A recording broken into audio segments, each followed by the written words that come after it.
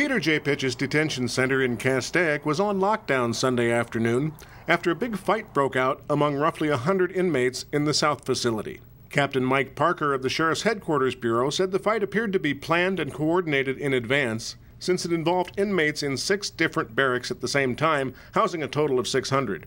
Because it appeared to be coordinated, it took a little bit of time for deputies to determine whether it was a real fight or just a diversion to cover up an escape attempt. It was determined to be an actual fight, and Parker said it did not appear that any inmates left the compound.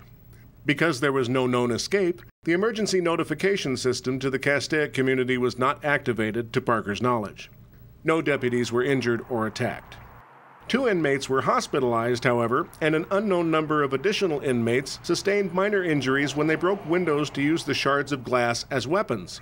The South facility is a medium-security jail housing primarily men awaiting trial for felonies, and it's the only Pitch's jail that has glass windows accessible to inmates.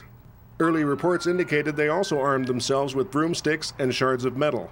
Parker said they barricaded themselves into their dorms with mattresses and bedding. As soon as the fight broke out, deputies deployed 2 different types of non-lethal weapons, Parker said. They used sting balls, which are like rubber baseballs with a pin that make a loud bang when you pull it, and they release rubber pellets that create an intense stinging sensation.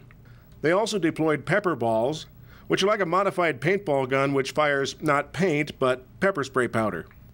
Sunday's fight was categorized as a, quote, major inmate disturbance, unquote, as opposed to an all-out riot, which is a higher level of activity, Parker said.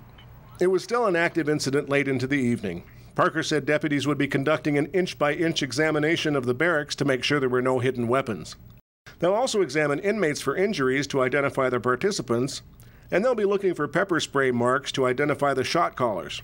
They'll also double-check inmates' wristbands to make sure nobody switched them and that everybody's accounted for. For SCVTV, I'm Leon Warden.